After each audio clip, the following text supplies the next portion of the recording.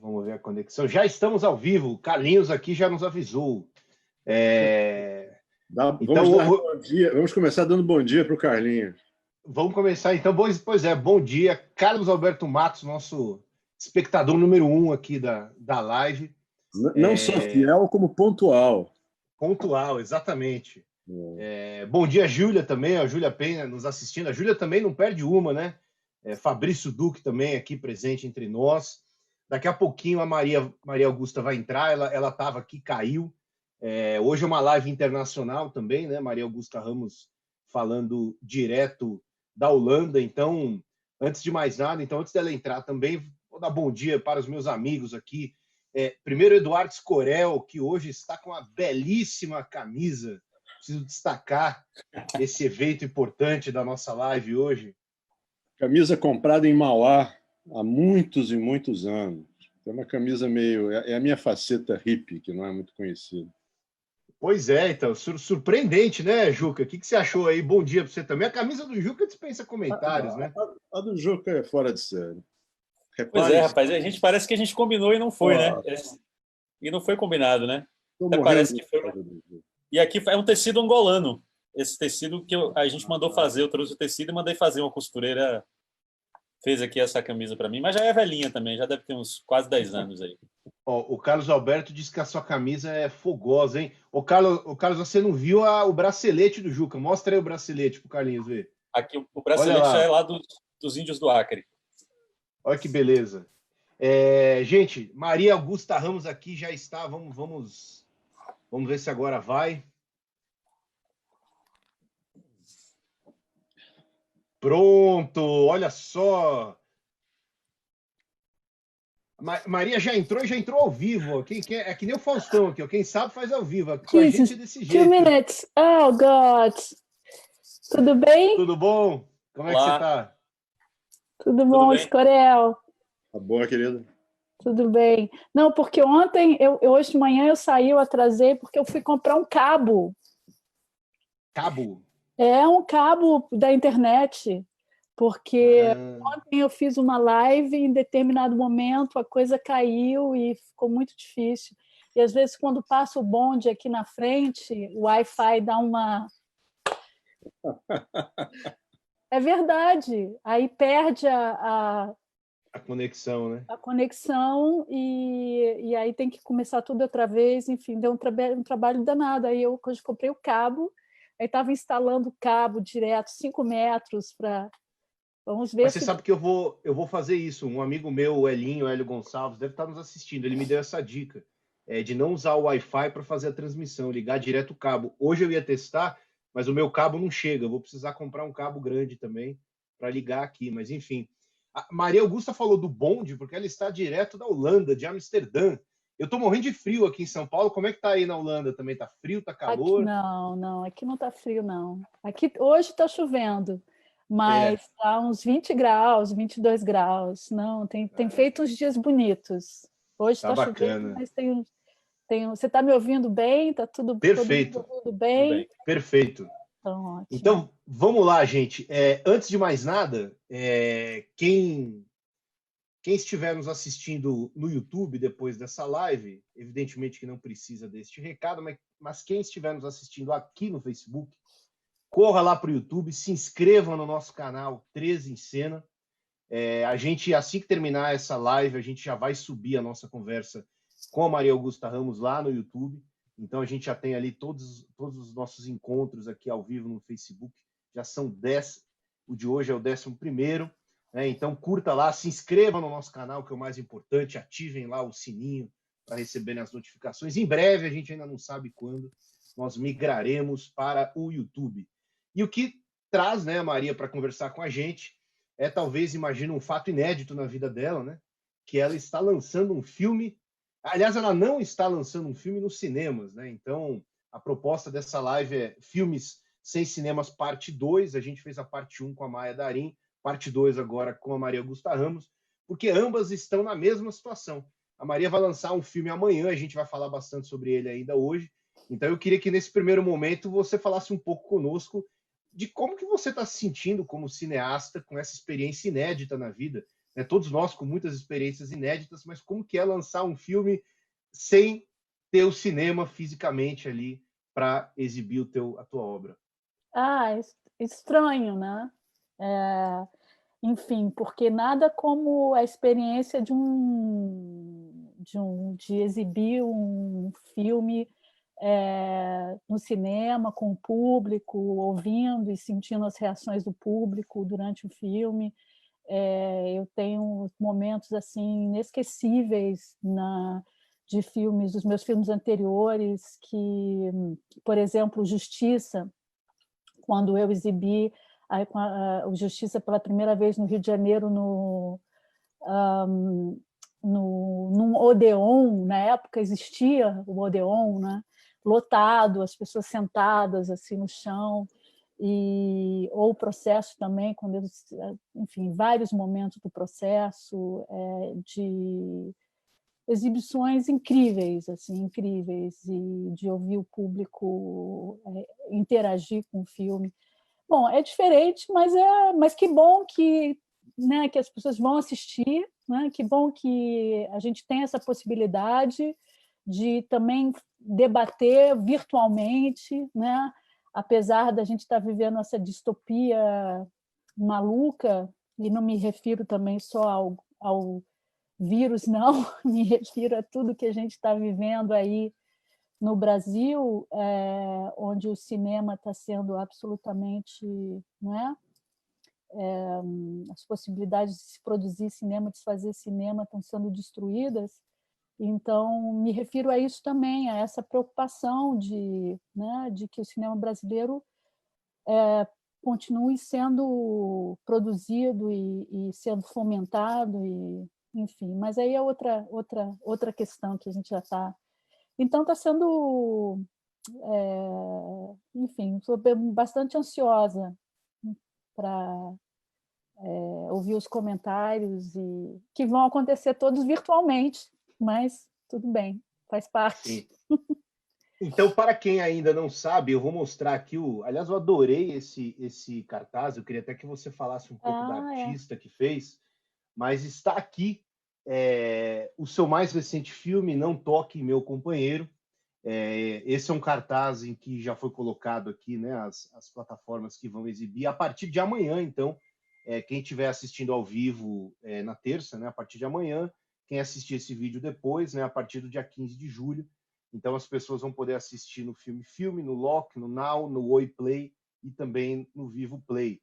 Então está aqui Não Toque em Meu Companheiro, o mais novo documentário da Maria Augusta Ramos. Então, Maria, antes de mais nada, né, eu queria que você falasse um pouco desse filme, como que ele surgiu, né, o contexto em que ele foi concebido, e o que mudou nessa sua estratégia de lançamento. Porque eu me lembro que a gente falou sobre esse filme no começo do ano, em fevereiro, e no momento ainda pré-pandemia, e você ainda estava nesse momento de ver se ele ia passar no cinema, quando, né? Ele já tinha passado, se eu não me engano, em alguns eventos fechados, mas agora ele vai ser lançado direto no streaming. Então, eu queria que você falasse um pouco do filme, em que contexto ele nasceu, e por que você acha, apesar de ser um filme que olha para o passado, por que ele é um filme tão importante para a gente hoje, no presente, né?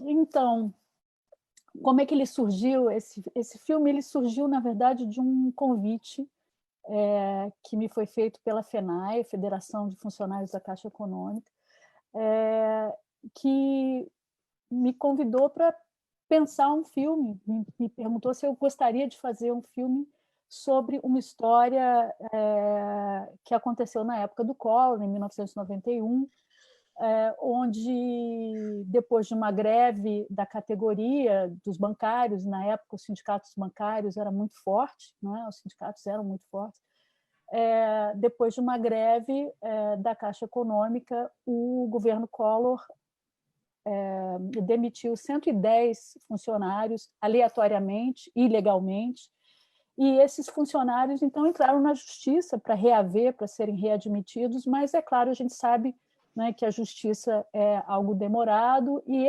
nesse período todo que eles ficaram demitidos, os outros funcionários, quer dizer, 35 mil funcionários da Caixa, então, os apoiavam eles tiravam 0,3% de salário de cada funcionário e conseguiu, então, juntando esses 0,3%, eles pagavam os salários dos demitidos. E eu achei essa história incrível, eu achei uma história absolutamente impressionante de solidariedade, né? Que ninguém conhece.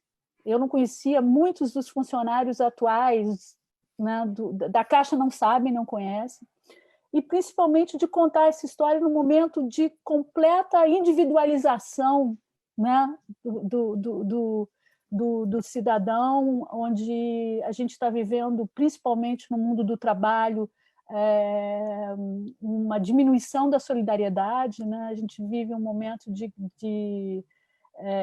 onde a gente vive o fenômeno da uberização, cada trabalhador se sente como empresário de si mesmo. Na verdade, isso foi algo, um sentimento promovido pelo neoliberalismo. Isso já vem acontecendo há vários anos, e não só no Brasil, aqui também. Mas nos últimos anos houve uma intensificação desse individualismo, né? A gente vê medidas aí como a reforma do trabalho, a terceirização, enfim, que são muito cruéis, que são extremamente cruéis, e eu queria muito falar quer dizer, trazer a época do Collor para pensar o que a gente está vivendo hoje. Então, isso foi... esse meu desejo veio de encontro com o desejo da FENAI de contar aquela história. Para mim, assim, só teria sentido também, ao meu ver, assim, em termos como diretora e como autora, se essa história, se essa memória me ajudasse a pensar o presente, né? E acho que o filme faz isso. Foi muito interessante ir descobrir e fazer uma pesquisa de material de arquivo, que, na verdade, eu fiz com o Zeca Ferreira, que é meu parceiro, enfim, que me ajudou que fez a pesquisa do filme, e descobri aquelas imagens, né, das propagandas do Collor, enfim, da retórica que o Collor usava, e descobrir o mundo e ver realmente como era esse discurso do Collor, como é parecido com o discurso do Bolsonaro, né? Não é exatamente igual, só que, como diz a Marilena Chauí também muito bem no filme, só que atualmente é tudo muito mais tosco, né? A situação é pior, mas é muito parecido, é muito... então, foi uma descoberta também. Eu acho que é importante a gente rever o passado e para a gente entender essa distopia maluca que a gente está vivendo, né? Acho que é um pouco isso. Não sei se eu respondi toda a tua... Não, respondeu. Antes até, eu queria mostrar um trechinho do trailer, na verdade, do filme, mas eu queria só que você falasse do cartaz. Eu vou até mostrar aqui de novo. Eu achei essa obra linda, assim. Quem que fez esse trabalho? Quem fez foi a Clara Moreira, que é uma artista de Pernambuco, de Recife, que me foi apresentada pelo Kleber Mendonça. Ela faz todos os filmes lá dos grandes diretores que a gente tem brasileiros de Pernambuco, também deve fazer hoje em dia do Brasil todo. E eu pensei imediatamente nela, assim,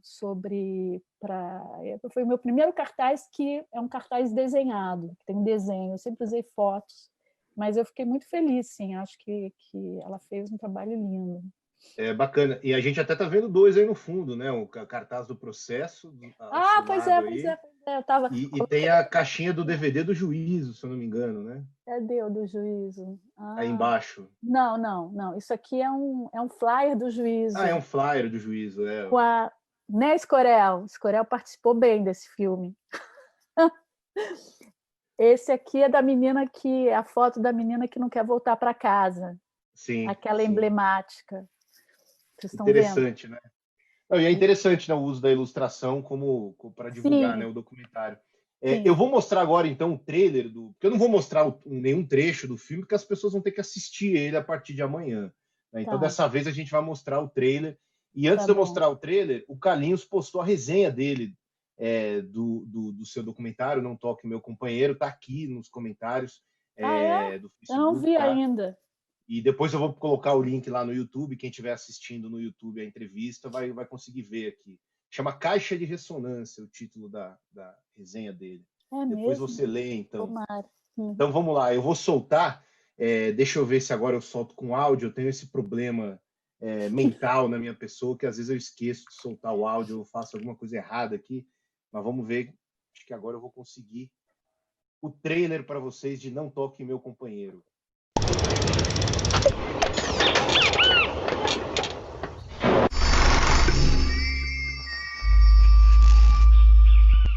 Nossa, isso é histórico.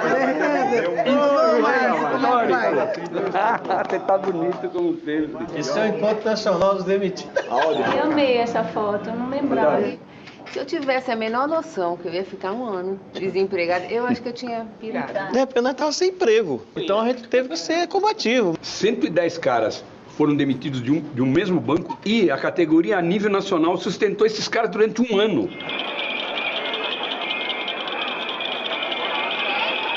Não adianta tentar entrar na agência que nem os caixas vão trabalhar.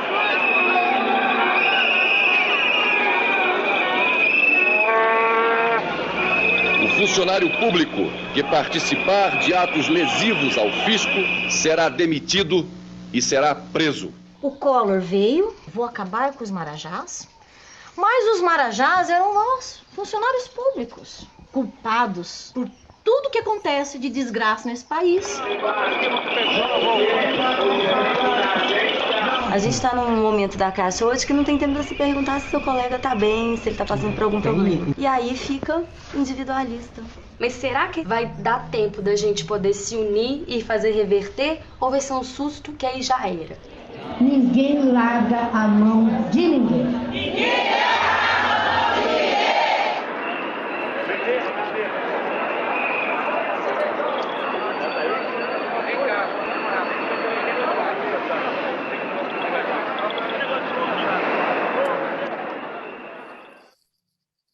Bom, então deixamos aí um gostinho de Quero Mais, né, para quem ficou interessado e vai assistir o filme a partir de amanhã nas plataformas.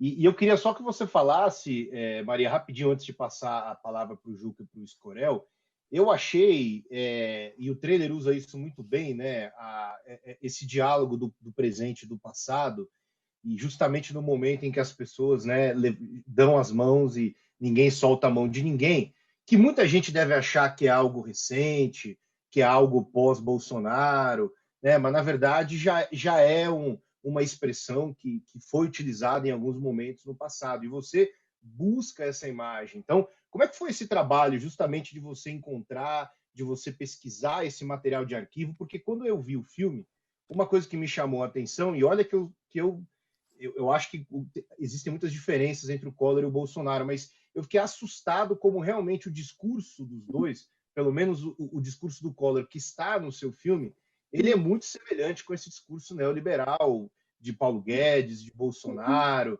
né? E, então, assim, como é que foi esse seu trabalho de pesquisar esse material do passado, porém sempre com olhar no presente? Uhum. Então, desde o primeiro momento, quando o convite me foi feito, né, pelo Jair Ferreira, que é personagem do filme e que viveu esse momento, que foi um dos demitidos da Caixa Econômica na época, assim, imediatamente, para mim, era importante trazer para o presente.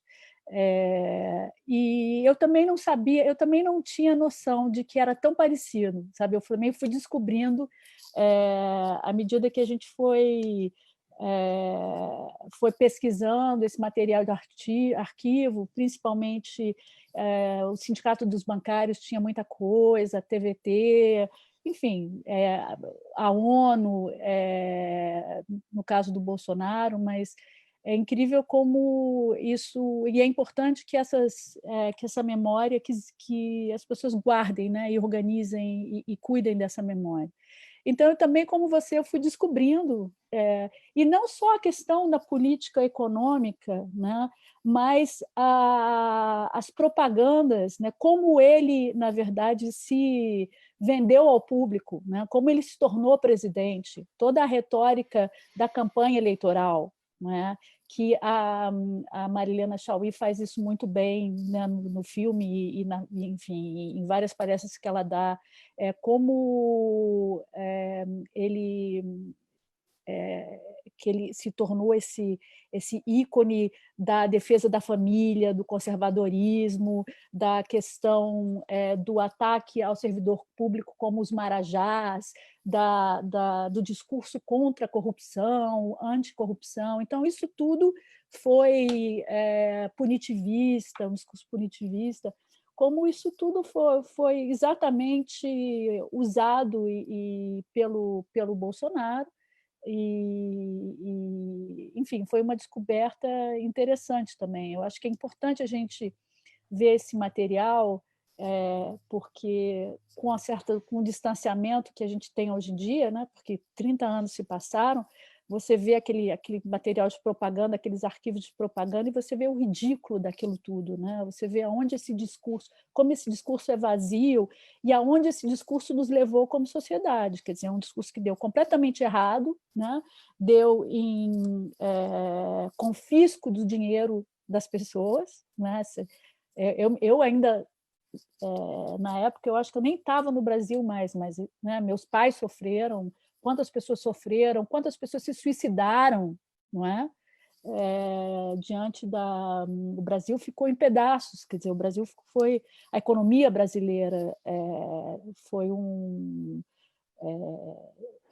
essa política toda do Collor teve uma influência nefasta na economia brasileira, enfim. E o que a gente está vendo hoje em dia, né? O que a gente está vendo nesse governo, no governo Bolsonaro? Enfim, praticamente igual, né? Só que tosco. Eu acho que é isso. Pois é. E, Juca, o que você achou aí do filme? Eu vou passar a bola primeiro para você e vamos deixar o pai grande, né? Agora não é mais mestre. Ai, meu Deus, que medo. Ai, meu Deus. Não, a gente fez a live... Ai, meu Deus, que medo. A gente fez a live com o Fradique, que é o cineasta de Angola, e disse que lá em Angola eles não falam mestre, é pai grande. Então agora a gente mudou também o vocabulário. Ah, tá, pai grande, tá bom. Então vamos lá, Juca, o que você achou aí da obra? É engraçado assim que a minha mãe é funcionária da Caixa Econômica Federal, aposentada hoje, né? Mas minha mãe viveu justamente esse período. É mesmo? Pois é. Então teve esse... Inclusive, eu estou passando para ela amanhã, quando o lançamento estiver nas plataformas, eu vou passar o link para ela assistir. Eu acho que ela vai se interessar muito. Então, de certa maneira, isso também faz parte um pouco da minha vida, né? Agora, uma coisa que eu queria falar do filme, que eu notei, e que talvez seja interessante aqui a gente trazer para a nossa discussão, sobretudo a partir de uma análise comparativa, né? Assim, tentando identificar alguns aspectos desse filme com os outros filmes, com os filmes anteriores, seus, Maria Augusta, é que, por exemplo, tanto em Juízo, né, quanto em O Processo, o Juízo eu já vi há mais tempo, o Processo eu vi na época do lançamento, né, 2018, se eu não me engano, há claramente ali uma intenção mais observativa, né, do que propriamente uma intenção expositiva ou participativa até da sua postura enquanto diretora, ou seja, nesses filmes você praticamente não interfere nos acontecimentos, né, a gente percebe uma postura de observação mesmo, a câmera apenas acompanha o desenrolar dos fatos, mas, no entanto, em O Futuro Junho, né, e Não Toque Meu Companheiro, ainda que haja esse gesto observativo, a gente nota que algumas cenas são, por exemplo, impensáveis sem um mínimo que seja de direção, ou seja, um mínimo de interferência, né? Eu assisti O Futuro Junho há poucos dias, né, e a gente percebe que a câmera registra momentos de intimidade daqueles personagens, né, conversa entre amigos, relacionamentos com os familiares, né, são cenas de muita intimidade, né, e eu acho que são cenas que, por si só, que ainda que você não interfira, eu acho que a própria presença do dispositivo, a própria presença da câmera ali naquele ambiente já modifica e, de certa maneira, altera a postura desses personagens, né? E já no Não Toque Meu Companheiro, e aí fazendo essa comparação com Futuro Junho, com O Processo e com O Juízo, que foram os filmes que eu assisti recentemente, apesar de um gesto mais de observação que ele tem, mas a própria proposta de realização do filme, né, de produção desses encontros, propõe a reunião desses personagens e filma essas reações, né, essas conversas, essas histórias, essas lembranças. Eu queria que você falasse um pouco disso, assim, de como é que você pensou filmar essas realidades, né? E de que maneira a simples presença da equipe ali, ainda que seja mínima, eu imagino que você tenha trabalhado com uma equipe pequena, ela, de certa maneira, altera, né? Ela cria uma nova postura daqueles personagens que você filma, né? O Bill Nichols, por exemplo, quando ele pensa os gêneros do documentário, né?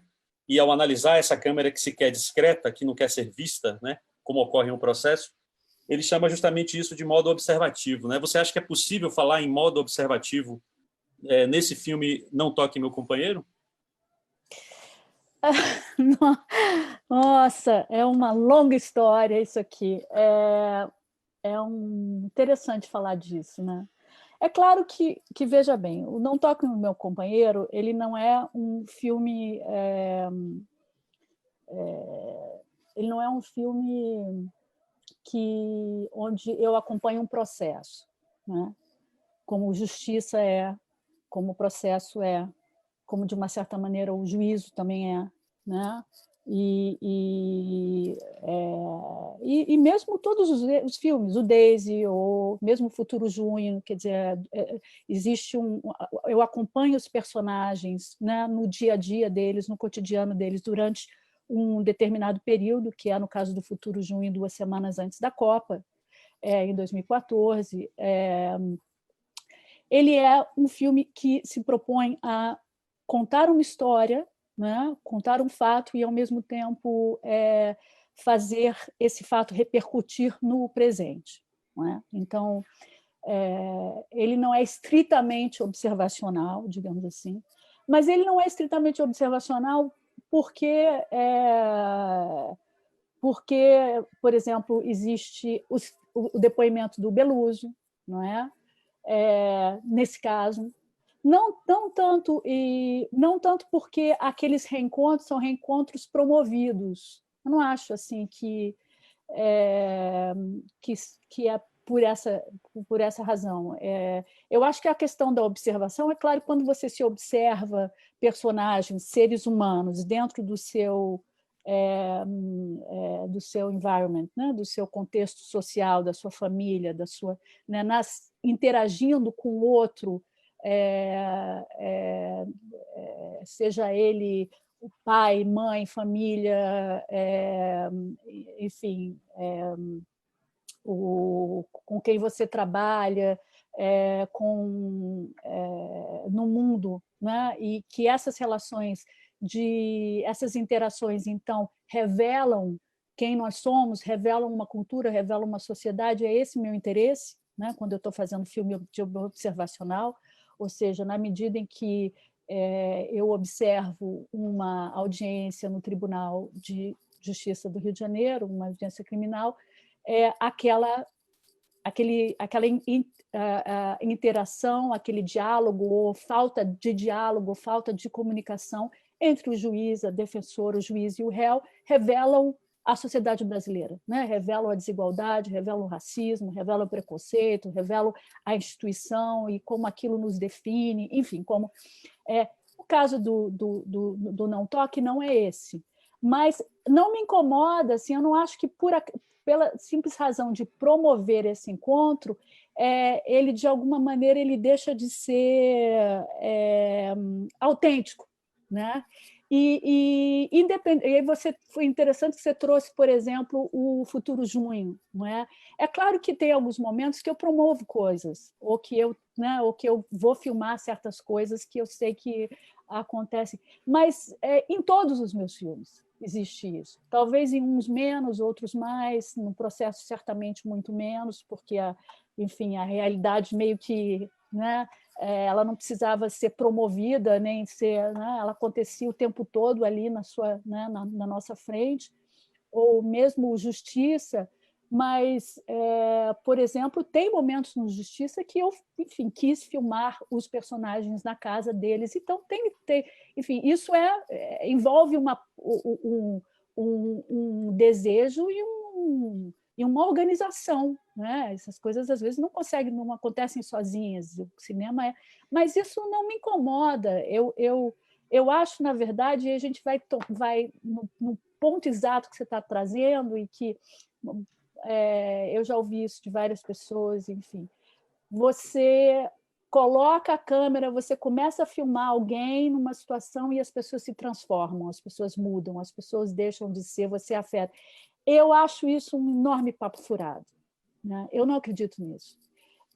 Eu acho que nós somos várias representações de nós mesmos. Nós somos muitos, em muitas situações, né? Eu sou filha, quando eu estou com a minha mãe, eu sou filha dela, eu estou num contexto familiar, eu estou aqui nesse debate, eu estou sendo a diretora, não é? Quando eu sair aqui e for conversar com a minha vizinha, eu vou ser a vizinha eu vou estar vivendo no mundo da Holanda, e aí eu vou, né, adaptar de uma certa maneira, e eu sou tudo isso, né? Eu sou... E eu acho, então, por exemplo, vamos pegar o processo, porque os políticos eles estão ali, os senadores estão ali atuando para a Câmara. Eles atuam, é claro, faz parte do trabalho deles atuar para a Câmara o tempo todo, mas isso não significa para a Câmara, ou a minha Câmara, ou a TV Senado, ou a Câmara da Globo, enfim. Mas isso não quer dizer que eles não tenham, que cada um deles defenda ideias e tenha específicas opiniões que revelam certamente quem eles são e o que eles pensam. Então, se não for assim, não existe cinema observacional, entende? Assim, essa questão de que a câmera não se como diz isso? Não se intromete, a palavra me fugiu agora. Como se não interfere, mal ou bem, é claro que ela não interfere o tempo todo, ela não é, em algumas situações ela interfere menos, mas isso não tira a autenticidade do que está acontecendo.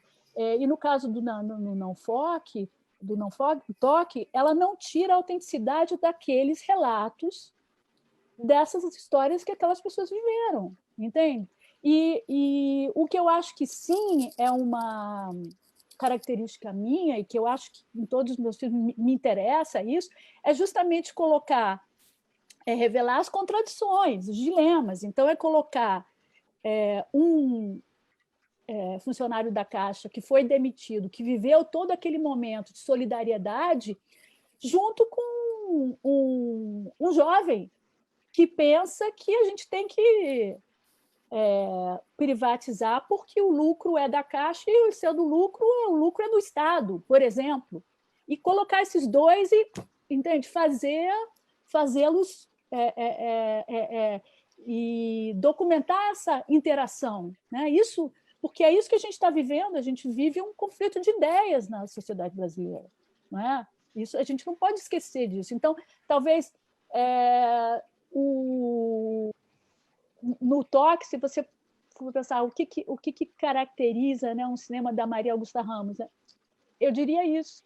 Eu diria trazer essas interações e que deixá-las também o filme não só retrata factualmente, mas ele também tem que tocar, ele tem que comover, você tem que sentir o que essas pessoas estão sentindo, entende? Assim, a ameaça, né? Como elas se sentem angustiados ou ameaçados pelo que está acontecendo, enfim, em termos de adoções de políticas que são contra o trabalhador, que são, né?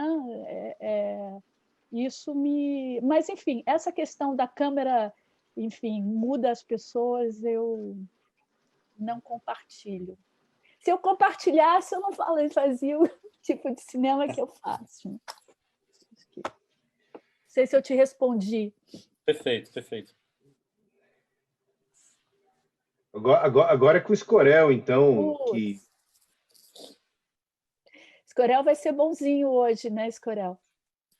Eu sou sempre muito bonzinho. Eu, às vezes, sou mal compreendido. Eu vou posso falar uma coisa antes do Escorel entrar? Claro, claro.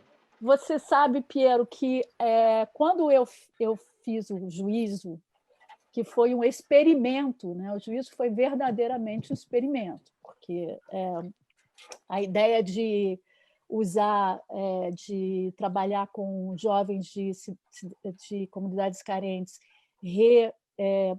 representando os menores infratores, já que eu, por lei, não poderia, né, não poderia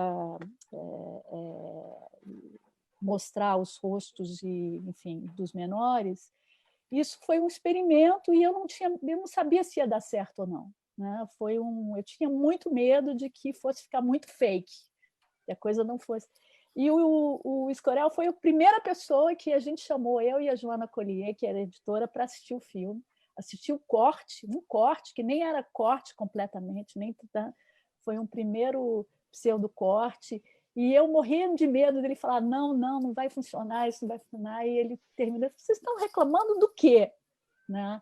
Então, para mim, foi o primeiro momento muito importante ouvir isso dele, foi o primeiro momento que eu consegui, né, acreditar que aquela estratégia, digamos aqui, que a forma que eu tinha escolhido para pensar o filme e humanizar os menores infratores ia funcionar, assim, né? Ia realmente ser autêntico, novamente, né, voltando a falar de a questão de autenticidade, né? De que a gente ia se relacionar com isso, mesmo sabendo, quer dizer, o público ia se relacionar com esses menores e com esses jovens, mesmo sabendo que eles estavam representando outros. Eu acho que foi muito essa opinião e o apoio do Escorel nesse momento foi muito importante para mim e para a Joana também, para a gente realmente continuar e trabalhar em outras versões, enfim, e no que o filme se tornou, né? Pode falar agora, Escorel. Eu conheci o Juízo justamente numa aula do Escorel, que ele mostrou algumas sequências, né, dos menores. Então eu conheci o seu filme a partir de uma aula dele, tá vendo? Então, sinal de que ele gostou mesmo. Eu acho que do Juízo ele gosta bastante. Posso estar enganada. Vamos lá. Daqui a pouco eu vou ter que sair fora dessa. Não, mas pode criticar, viu? Não, olha, o Juca e eu não conversamos antes desse nosso encontro, e ele levanta algumas questões que eu acho que são importantes, embora eu veja de um ângulo um pouco diferente, e que eu acho que seria interessante se a gente pudesse desenvolver um pouco, se você pudesse comentar um pouco. Tentando fazer uma síntese e uma simplificação do conjunto dos seus filmes, né, feito ao longo desses 15, 16 anos, né, vários filmes que, por si só, já é uma demonstração de força e resiliência extraordinária, né? Nesses anos, conseguir fazer esses filmes todos. Mas eu vejo assim, quer dizer, você claramente, Maria Augusta Ramos, como você se chamou há pouco, tem uma marca autoral muito forte no Juízo e no Justiça, né?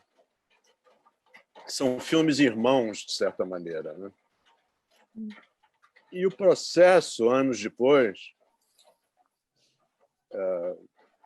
10, 11, 15 anos depois, eu chamaria de um filme primo-irmão, talvez eu chamaria de primo-irmão distante desses dois primeiros.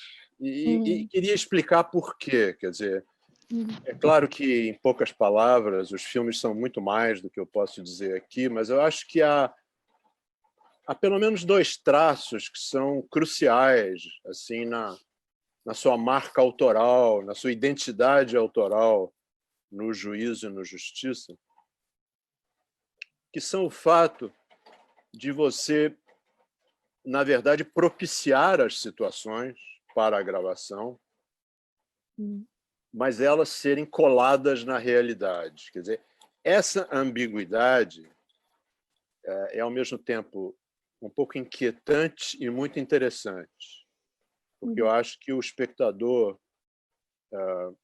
um pouco mais atento, um pouco mais envolvido no cinema documentário, percebe que você está caminhando ali numa zona comum de algo que se aproxima muito de uma encenação, mas, ao mesmo tempo, você falou em autêntico, é profundamente verdadeiro, é profundamente verdadeiro, realista, em última análise.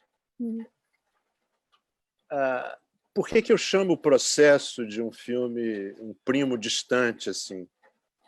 É porque, ao contrário desses dois primeiros, que são exercícios de uma disciplina muito impressionante por parte de quem faz, de uma autodisciplina muito grande, em todos os sentidos, inclusive na maneira de filmar, há um estilo claramente definido, o que no cinema documentário não é tão comum assim.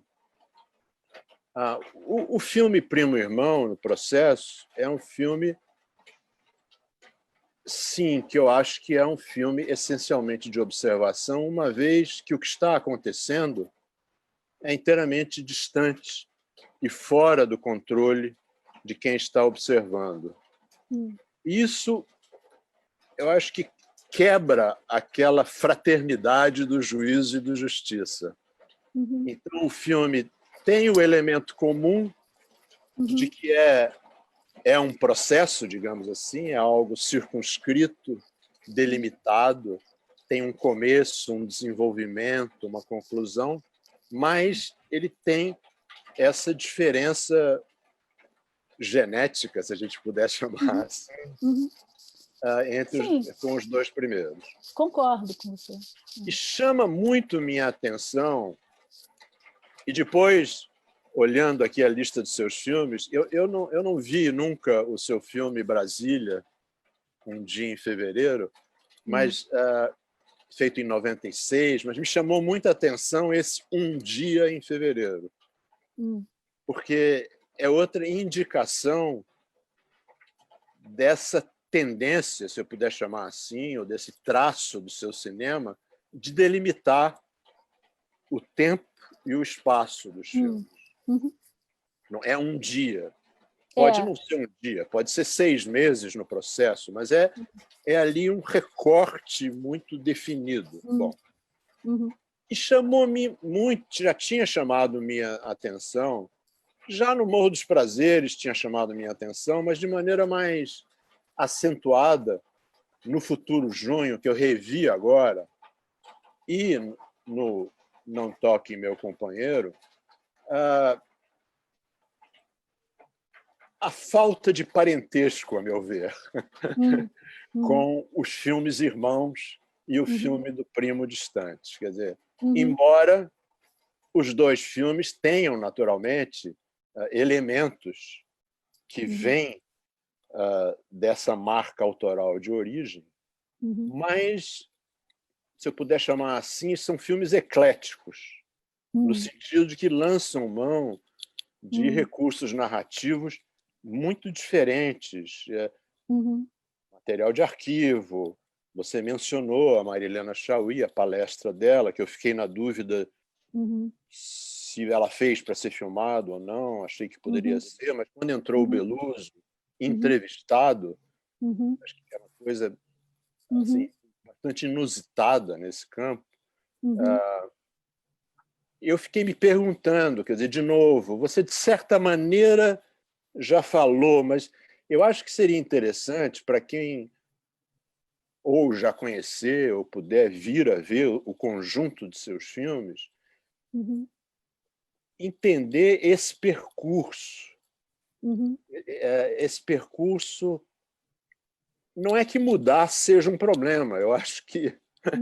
Mas quando uma pessoa se apresenta e define uma identidade de maneira tão forte como você definiu, no juízo e no justiça, a mim, pelo menos, desconcertou um pouco quando você começou, não sei se a palavra é quebrar, mas talvez se permitir outras veredas ou outras vertentes do cinema documentário e fazer essa tentativa de articulá-las. Eu não quero aqui falar demais. A única observação que eu faria, assim, que eu acho que é uma discussão que não dá para a gente ter aqui, eu vejo com muitas dúvidas e muitas reservas a aproximação entre o Collor e o Bolsonaro, né? Eu acho... Mas é uma opinião. Quem sou eu para discutir com a Marilena Chaui? Quer dizer, mas eu acho que nós estamos vivendo uma aberração no momento.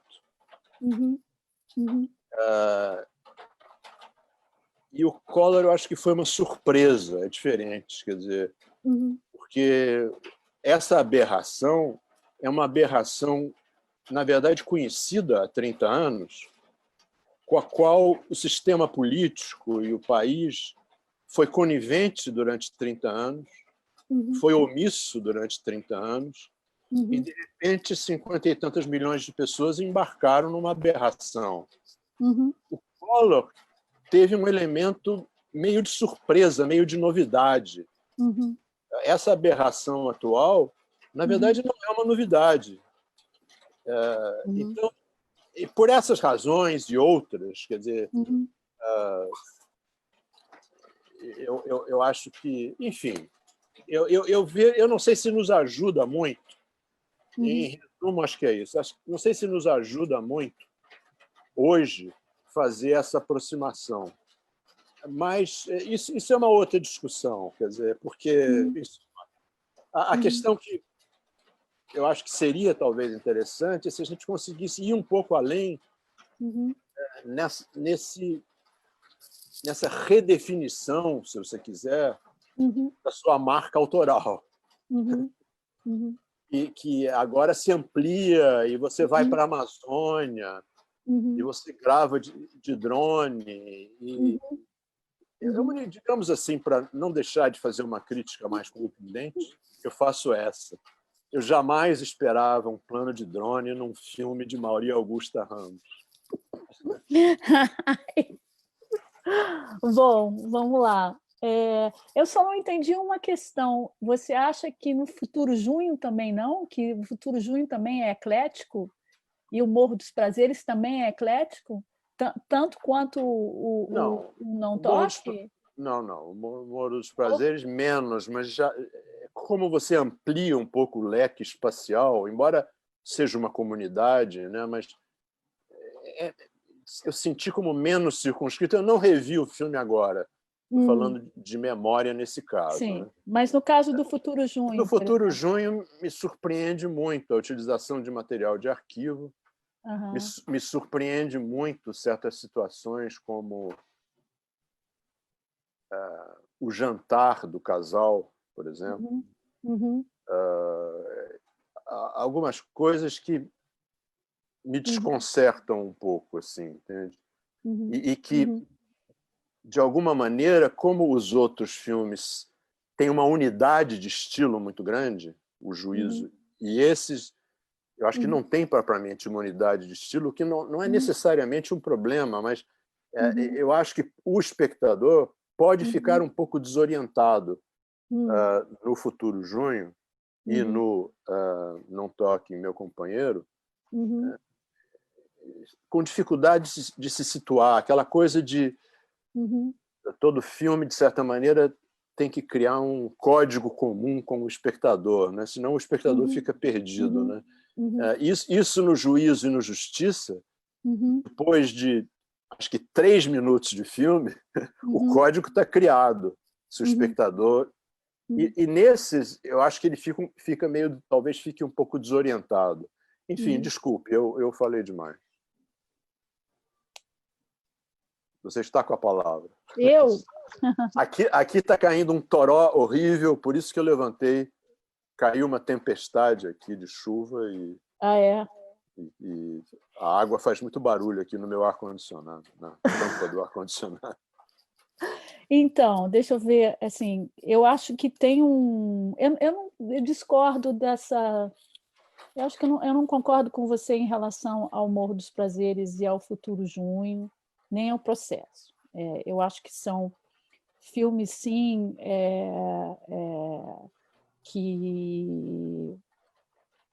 onde eu tenho eu, digamos, trabalho da mesma maneira que com os personagens que o Justiça e o Juízo e os filmes anteriores.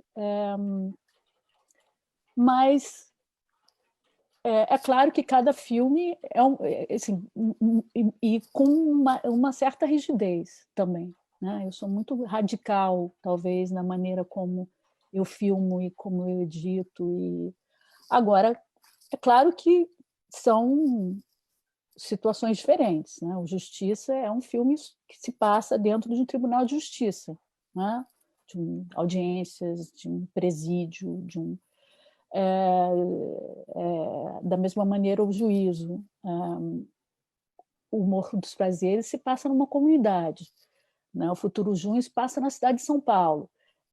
Apesar de que, na verdade, o material de arquivo não é bem material de arquivo, né? No Futuro Junho são imagens, algumas poucas imagens de celulares naquele momento ali, de pessoas, no caso de protestos que estão vivendo, mas grande parte fui eu que filmei, que eu acho que é bem diferente da situação do Não Toque. Eu aí concordo que sim, o Não Toque é um filme um filme onde eu parto um pouco mais, não é um filme tão rígido em termos formais, né? Eu queria contar essa história e queria trazer essa reflexão em relação a esses momentos que a gente está vivendo e resolvi fazer esse filme, né? Abrir um pouco mão de uma rigidez formal, digamos assim, para contar essa história, né? Eu tive essa flexibilidade, né? Assim, no caso, nos outros não. Eu acho que nem no caso do Futuro Junho, nem no caso do Processo. Eu concordo com você que é claro que no Processo as coisas estavam acontecendo na minha frente, não é? E que, então, digamos, dependiam muito menos de promover algo, não é? A gente pode comparar, por exemplo, no caso do Justiça ou do Juízo, as audiências, que também aconteciam, independente de serem promovidas ou não, elas aconteciam, e eu não podia, nem eu nem a equipe podíamos interferir de maneira alguma. A mesma coisa no Processo, mas ainda mais, né? Porque a minha interferência era quase que, né, mínima, no sentido de que eu não tinha condição material, mas, ao mesmo tempo, a proposta da narrativa é muito parecida, Escurel, porque você tem, por exemplo, se a gente pensar numa audiência do Justiça ou do Juízo, ou num jantar, onde pessoas conversam, né?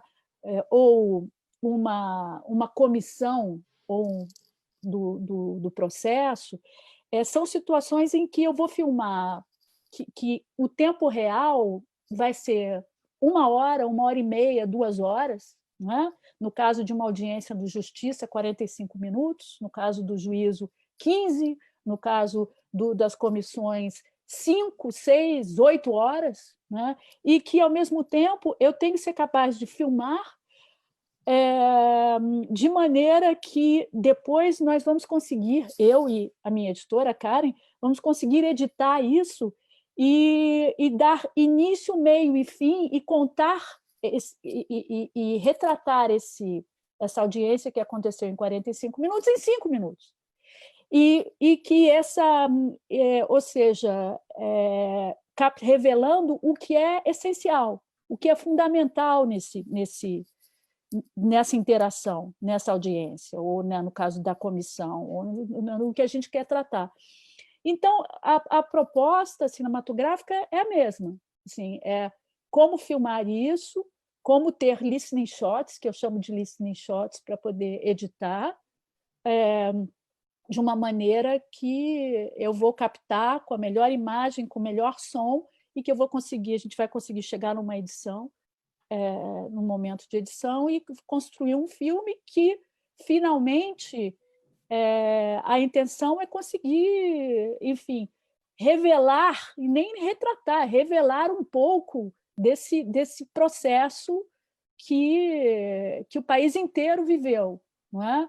E levantando questionamentos, acima de tudo, quer dizer,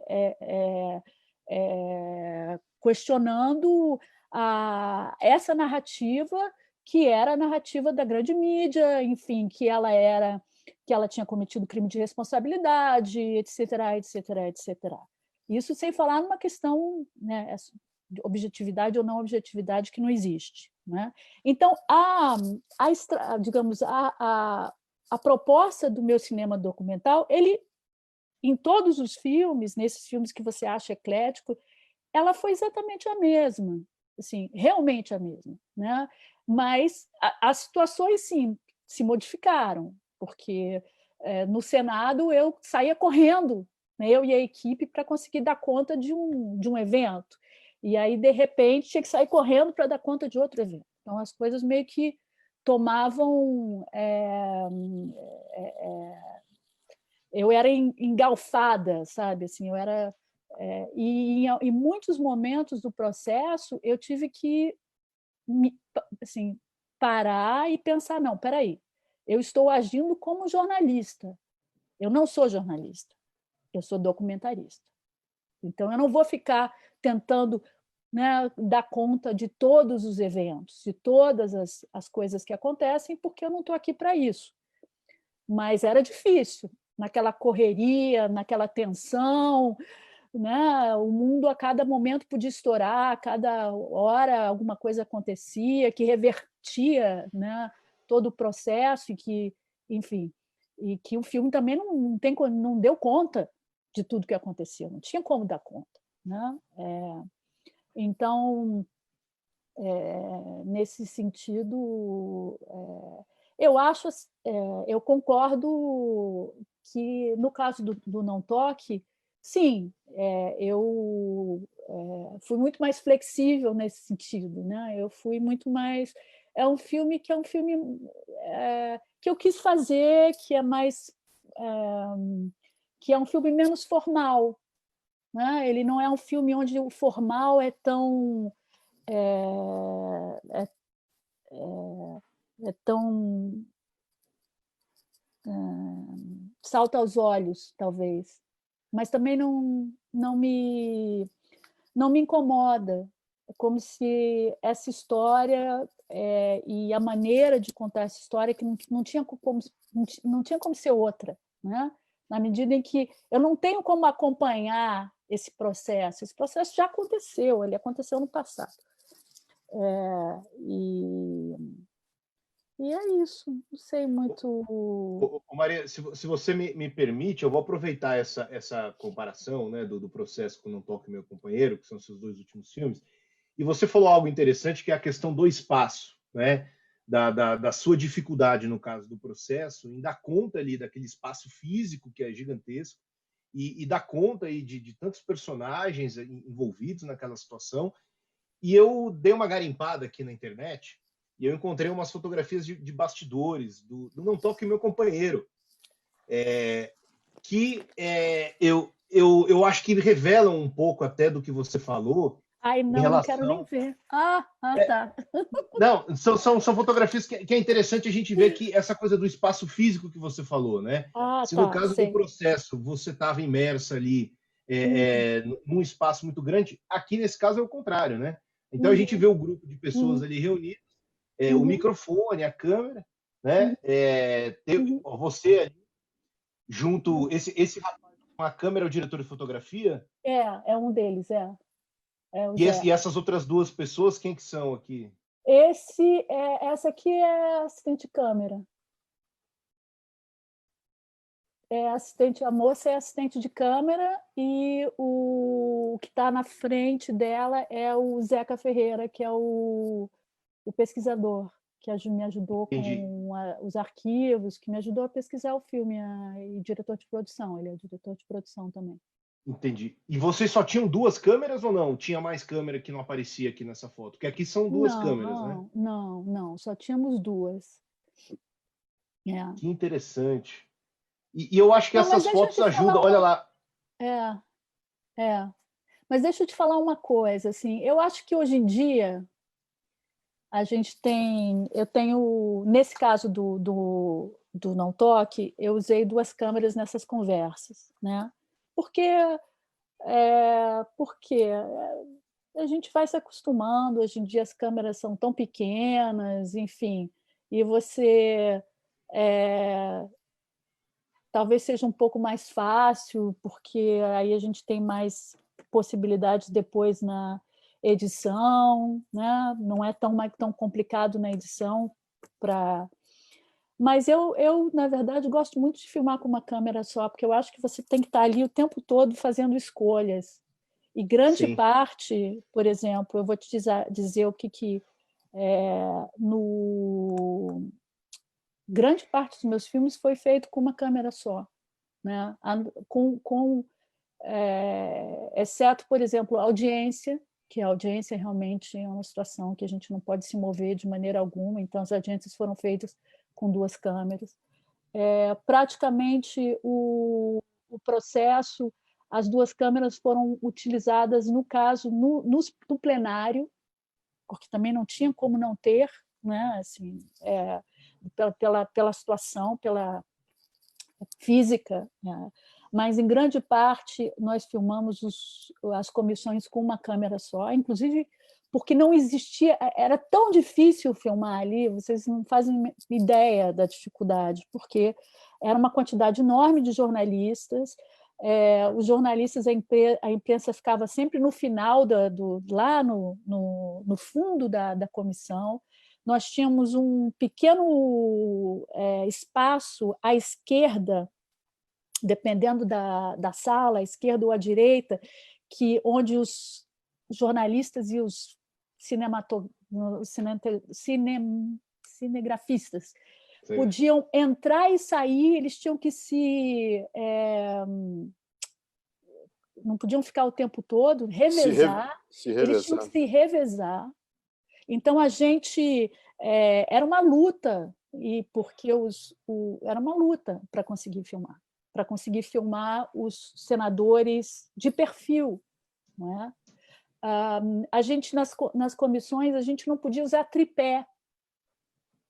Só quem podia usar tripé era a TV Câmara. Então, a gente filmava, às vezes, de uma longa distância, quando a gente estava lá no final da sala, de monopé. Então, assim, e era uma tensão, porque os seguranças ficavam controlando, e aí o jornalista reclamava que a gente estava demorando, aí tinha que sair, aí tinha que voltar. Enfim. E as reuniões dos senadores também eram feitas com uma câmera só. E eu gosto disso, porque, de uma certa maneira, quando a gente está filmando, eu estou também editando, né? Eu também... Eu já tem um processo de escolha, eu estou controlando, eu estou vendo o que está acontecendo e estou reagindo ao que está acontecendo. Não sei se você entende um pouco. Com 2 câmeras, eu consigo reagir menos, né? Assim, eu tenho que me... Mas é claro que facilita no momento de edição. Mas eu não sou assim aquela diretora que filmo e depois eu decido, ou depois, enfim, mesmo numa situação como processo, eu acho que cada fase da criação de um processo de construir um documentário, você tem que fazer escolhas, entende? Então, mesmo que no caso do processo seja muito caótico e eu não conhecia os personagens, eu fui descobrindo os personagens à medida que eu fui fazendo o filme, no processo todo eu já vou tentando achar ganchos e estruturar. Eu estou sempre tentando estruturar. Como é que eu vou estruturar esse filme? Quem que é os personagens principais? Quem que são os... Né? Porque é importante para mim. Voltando no que o Escorel disse, quando ele falou Brasília é um dia em fevereiro. É verdade. Você sabe que, Escorel, os meus primeiros dias, todos os meus primeiros dias, não, os meus primeiros filmes, todos aconteciam em um dia. Todos. Então, eu fiz o meu primeiro filme, que é um filme no meu segundo ano aqui da Academia de Cinema, é um dia na vida de uma mulher, né? Uma chinesa, que casa com um holandês e vem morar aqui, que era o meu ultra-ego, digamos assim, né? Que era exatamente o que tinha acontecido comigo. Então, o filme começa de manhã e termina na manhã seguinte. O meu segundo filme, que é sobre... do meu terceiro ano, enfim, que é sobre os meus sogros, ex-sogros, também é um dia. Então, eu começo no dia de manhã e termino no dia seguinte. É um dia na vida deles. O Brasília é a mesma coisa. Então, eu tinha uma necessidade de estruturar temporariamente, como se fosse uma partitura de música, sabe? Era assim, senão eu não funcionava. Então, de uma certa maneira, eu fui deixando isso. No caso do Daisy, passa a ser não um dia, mas um ano na vida da Daisy, não é? Aí vem o Justiça, que é durante o processo, o processo judicial, criminal, né? Então começa na primeira audiência, que termina quando ele é condenado. Então, essa questão temporal é muito importante para mim funcionar. Assim. E no caso do processo, também, assim, no momento que quando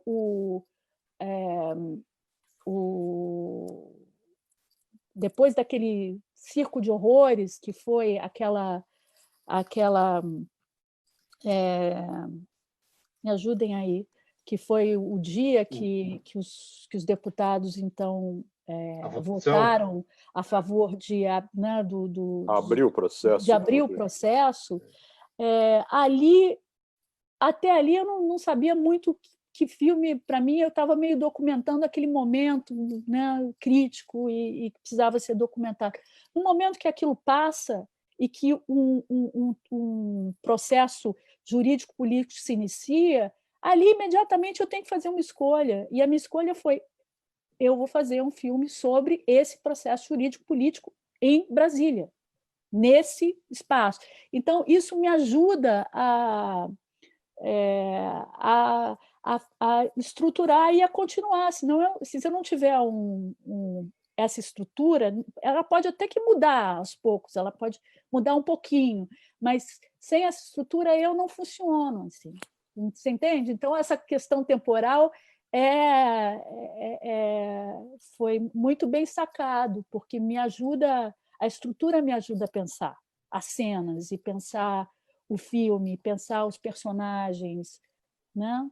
Acho que é isso. Maria, só antes de passar para o Jux Corel mais última vez, eu queria só mostrar mais uma foto de bastidores, que eu queria saber quem é este rapaz e a quantidade de microfones que você teve que usar no Não Toque Meu Companheiro. Muitos. Me chamou muito a atenção, porque você falou da questão das câmeras, e depois eu vi essa foto e falei, cara, mas olha a quantidade de arquivo de áudio, como é que foi o sincronismo depois? Não, acho que ele usou uns três ou quatro no máximo. Isso é algo que eu faço quando é possível, é claro. Né? No processo nunca era possível colocar sem fio encenador, nem pensar. Ele jamais... De vez em quando a Glaze concordava, mas muito difícil. Mas, por exemplo, no tribunal, no Justiça, eu não queria boom, porque eu acho que o boom, né, incomoda muito e tudo. E, então, cada pessoa tinha um sem fio. Então, a juíza, a defensora, a promotora e o réu. Né? A pessoa, o o engenheiro de som, o técnico de som ficava do lado de fora, né, da audiência, com um mixer, e nós tínhamos 4 sem fios. E eu acho sempre muito melhor do que boom, indo para lá e para cá, né? Assim, eu acho que... Mas, no caso, por exemplo, do processo, a gente, quando nessas situações de comissão, de plenário, era muito fácil, porque era só plugar no sistema de microfone, né? Porque todos eles falam no microfone, então seria impossível de outra maneira. Mas, assim, me dê vários sem fios, eu adoro um sem fio. Demais, né? O Juca, você queria comentar? O Juca Escorel, pode? Fica à vontade. Posso fazer um... Passou um bombeiro aqui. Guta, é o seguinte, tentando ser rápido aqui, tomando o processo e o Não Toque em Meu Companheiro, né, que são 2 filmes, um feito em seguida ao outro, próximos e recentes, né? Você sabe, quer dizer, eu comentei o processo no site da Piauí, soube que meu texto foi considerado muito, acho que duro foi o adjetivo que chegou a mim. Eu tenho uma certa dificuldade, talvez seja uma dificuldade minha, mas, em compensação, é um projeto bem sucedido, digamos, sob vários pontos de vista, né? Ele foi muito visto em termos brasileiros, em termos de... E eu tenho até um amigo que me disse que chorou vendo o filme. Então, eu acho que aquele filme, se ele causou o choro, não há de ter sido numa pessoa só.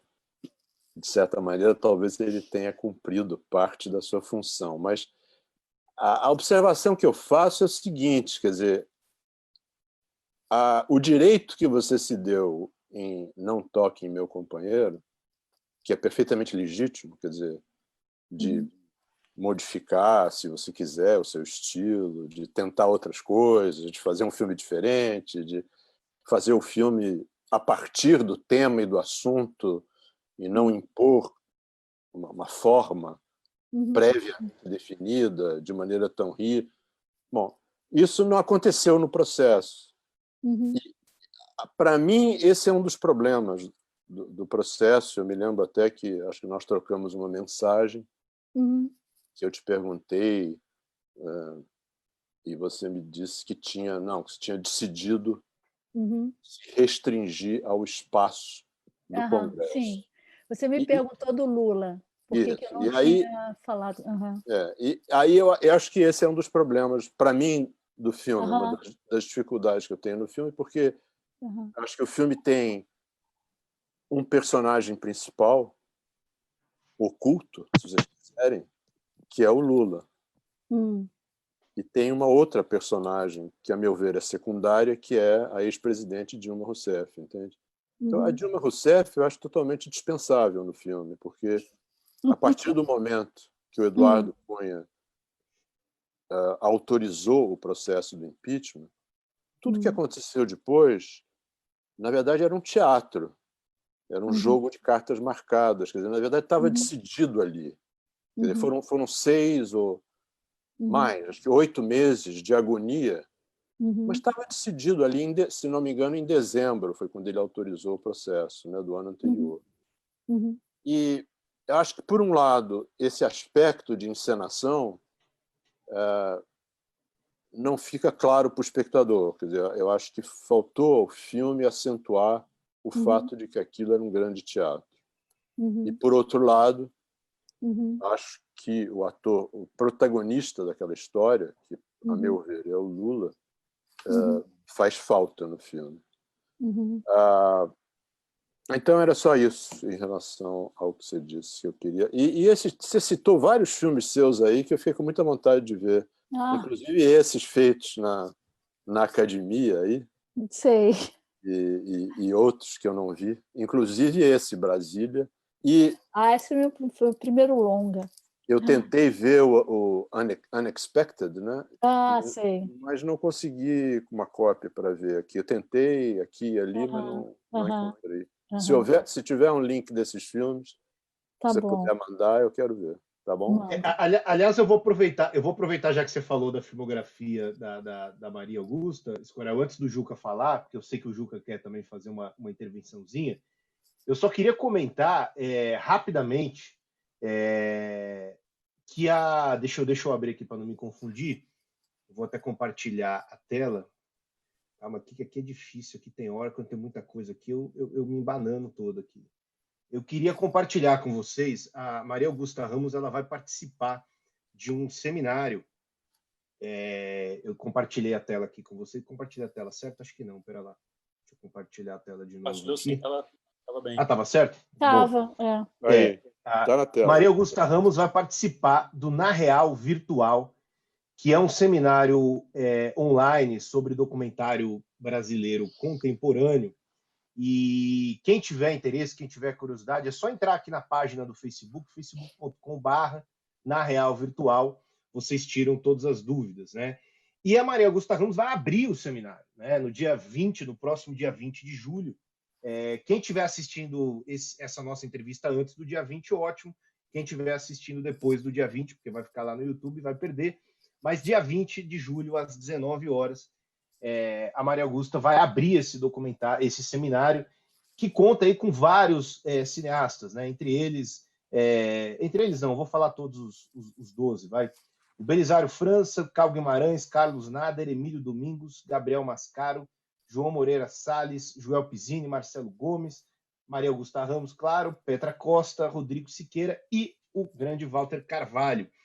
E por que eu resolvi falar isso agora? Porque a Maria Augusta Ramos vai discutir o tema Observar o Mundo a partir de um filme dela que é pouco comentado, que é pouco discutido, né? Que é o documentário chamado Seca, né? Que é um filme que fala basicamente sobre um caminhão-pipa que percorre várias cidades ali no sertão de Pernambuco, né? E que é, ao mesmo tempo, um road movie, ao mesmo tempo uma crônica ali do sertão do Brasil, e que também não deixa de ter essa característica em relação ao cinema de observação, né?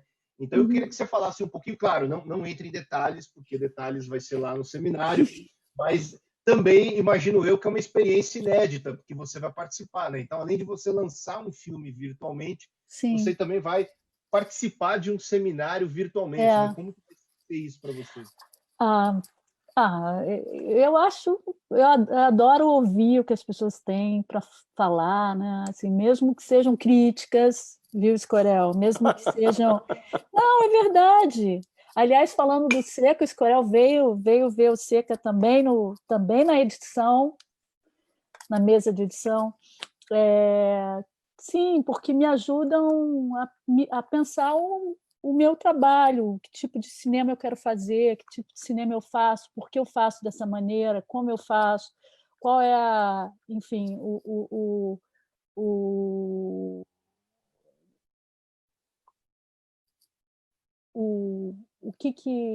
quais serão os próximos filmes, como eu vou trabalhar o filme que eu estou pensando em fazer atualmente. Então, eu acho muito importante esses seminários, na verdade, para mim, são momentos de reflexão e, para mim, é mais como um debate, né? Esses seminários são mais processo de debate, de discussão, de reflexão sobre o cinema documental e me ajuda certamente a me pensar como documentarista. Enfim, eu acho uma maravilha, assim, uma honra enorme fazer parte do Real Virtual com grandes colegas, pessoas que eu admiro, e troco muito também. Alguns desses documentaristas são amigos e colegas com que vêm assistir meus filmes na mesa de edição, e que é importante, né? É sempre muito importante a gente ter essa solidariedade. Voltando a falar do filme, do Não Toque, essa solidariedade entre nós, enfim, cineastas e o pessoal que está fazendo cinema, um cinema autoral, que é tão difícil de se fazer no mundo inteiro, no Brasil também, mas no mundo inteiro. Requer muita garra, assim, principalmente documentário, né? A gente sabe que é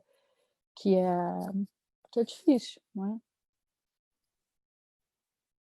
Juca, vamos lá. Eu queria só fazer me chamou muita atenção uma coisa que a Maria Augusta falou um pouco antes aqui da fala do Scorel, que é justamente essa postura, esse gesto de em alguns momentos, preferir uma câmera só, exatamente para você já fazer uma, vamos dizer assim, uma pré-montagem, né? Uma pré-edição do filme já ali no momento da gravação e evitar um volume grande de material para depois você ter que sentar na ilha e ter que, enfim, e descobrir o filme que será feito na ilha e não o filme que tinha sido feito antes, né? Então isso é muito interessante isso que ela falou,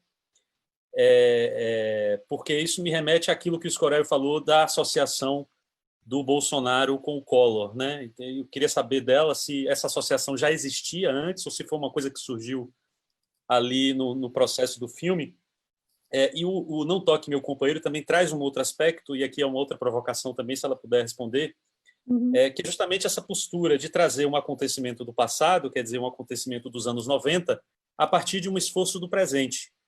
A gente sabe que toda memória, ainda que ela se refira ao passado, ela é sempre um empreendimento do presente, ela é sempre um esforço do presente, né? Então, a memória não é a busca por algo definitivo, né? Por algo concreto, por algo objetivo que está lá guardado no passado, mas ela é antes, claro, um discurso que a gente constrói sobre o passado, e esse discurso é construído no presente, né? Esse discurso é presentista. O seu filme demonstra isso, o Não Toque, de maneira muito inteligente, né? Você tem ali o que os historiadores chamam de documento, você tem as imagens, você tem os cartazes, você tem as fotografias, as filmagens, né? Você conseguiu algumas filmagens da época, que me parece ser da imprensa, e você tem também a construção de um passado por meio dos depoimentos do presente, a partir de uma memória coletiva, né? Exato, A gente não vai ser muito teórico aqui, mas é interessante pensar que essas reuniões que você grava, né, desses personagens do filme, a gente vê essas reuniões a partir dessa ideia de memória coletiva, que é um conceito do filósofo francês Maurice Robax, que demonstra um importante componente do social em nossas memórias individuais, né? Isso quer dizer que boa parte das lembranças que nós temos não são, na verdade, relativas a são na verdade relativas a momentos compartilhados com outras pessoas, né? E no caso ali, no ambiente do trabalho dessas pessoas que estavam nessa luta juntos, dos funcionários que haviam sido demitidos. Então veja que não se trata de resgatar um passado tal qual ele existiu, mas trata-se de um grupo de pessoas que juntas constroem essas memórias coletivas, né? Então eu queria que você comentasse isso um pouco, né? Primeiro, essa relação entre o presidente Collor e o presidente Bolsonaro foi uma coisa que você já tinha pensado? Foi intencional, e também dessa reflexão sobre essas memórias coletivas que são, na verdade, esforço presente. Né? Eu acho muito bonito o que você disse, eu concordo plenamente. Digamos que essa relação direta entre presidente Collor e presidente Bolsonaro, eu acho que ela foi se tornando mais presente e mais forte no filme à medida que a gente foi descobrindo, eu e o Zeca, o pesquisador, esse material de arquivo, né? Mas, desde o primeiro momento, existiu uma intenção de, através dessa memória coletiva, que é isso que você falou, pensar o passado a partir do presente, da memória desses demitidos, também discutir o presente atual. Então, não tanto a relação Collor-Bolsonaro, mas mais neoliberalismo e uma nova era de neoliberalismo, quer dizer, uma proposta econômica, não é? Que nesse caso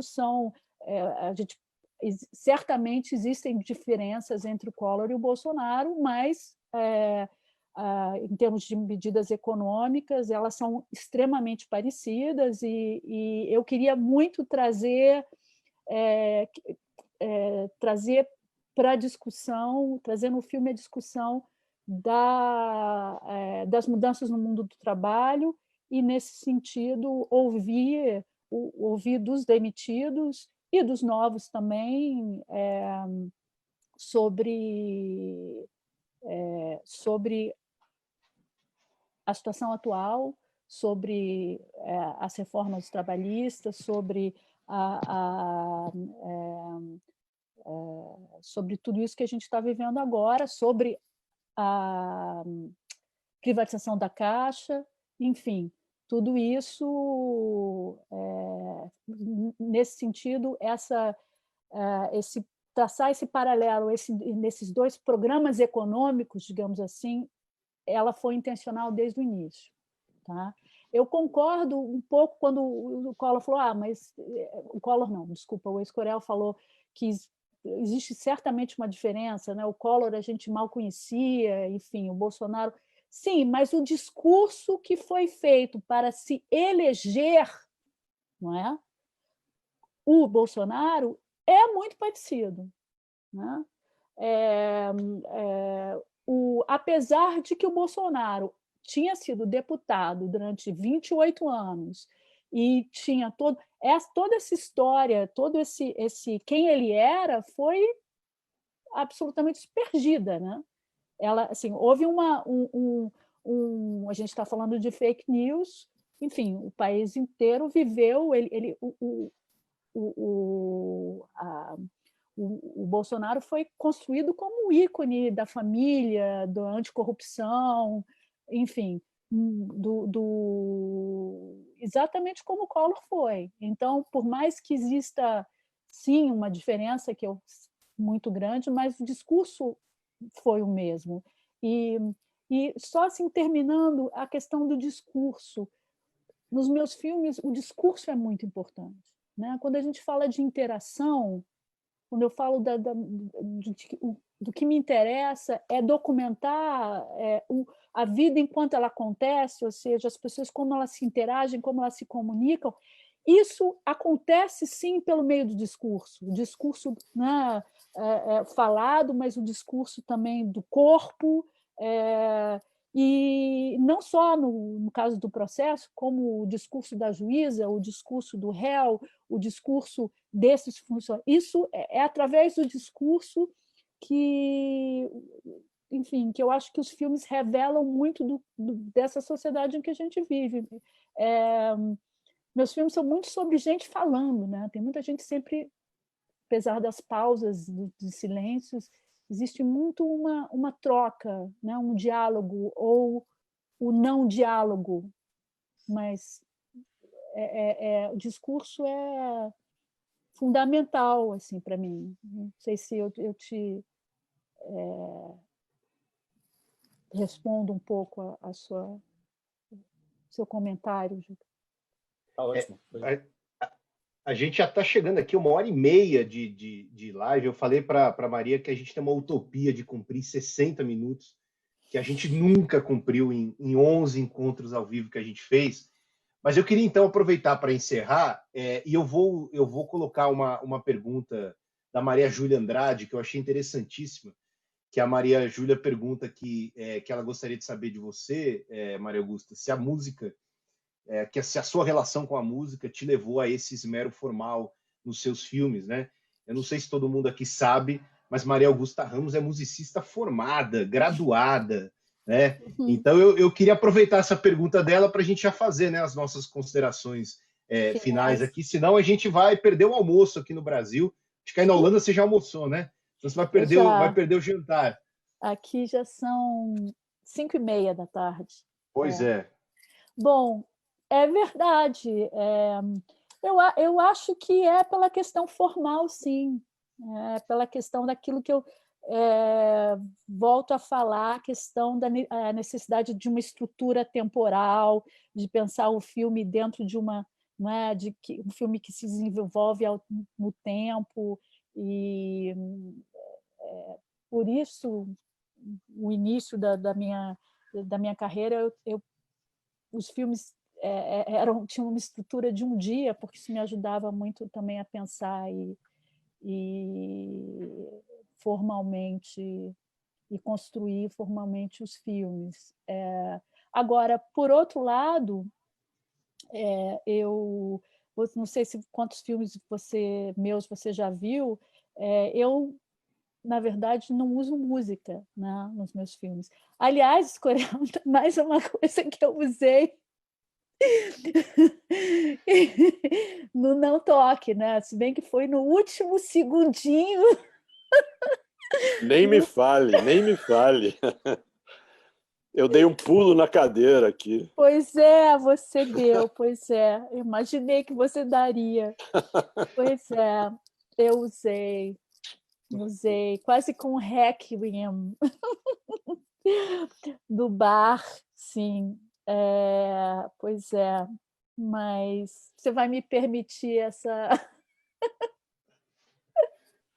O Pedro Costa que nos perdoe, mas o Pedro Costa que nos perdoe. Mas música é fundamental.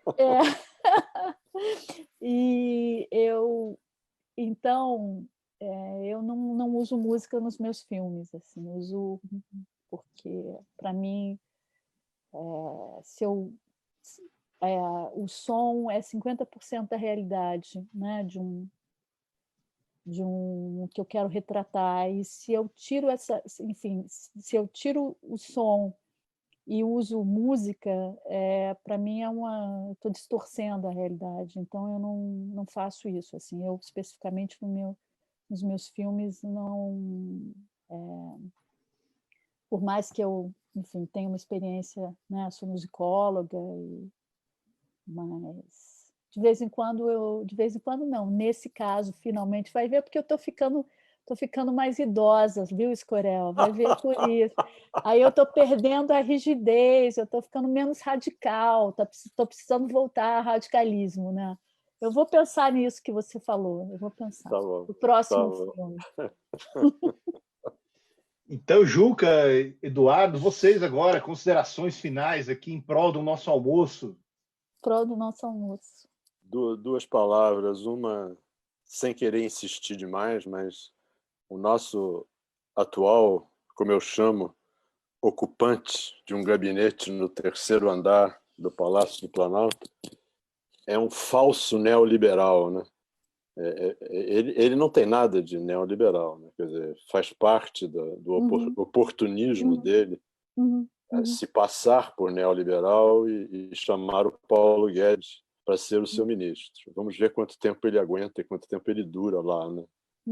O Collor talvez tivesse convicções neoliberais talvez mais arraigadas, mas enfim, isso é uma outra discussão e nós veremos, né?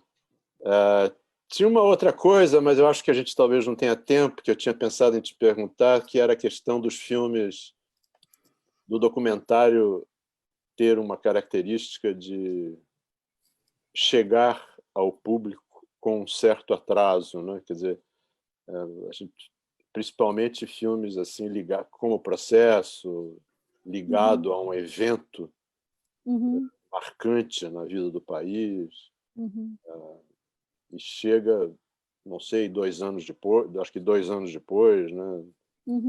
Isso é uma característica, né, que já foi chamada por um amigo nosso de hacking, né? O documentário tem uma vocação para ser uma celebração fúnebre, né? Mas isso teríamos que fazer uma outra live para conversar sobre isso. Mas você está se referindo ao atual?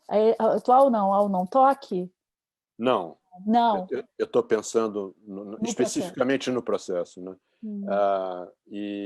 Mas eu gostei de te ver, de saber que você está aparentemente bem em Amsterdã, nessa cidade maravilhosa.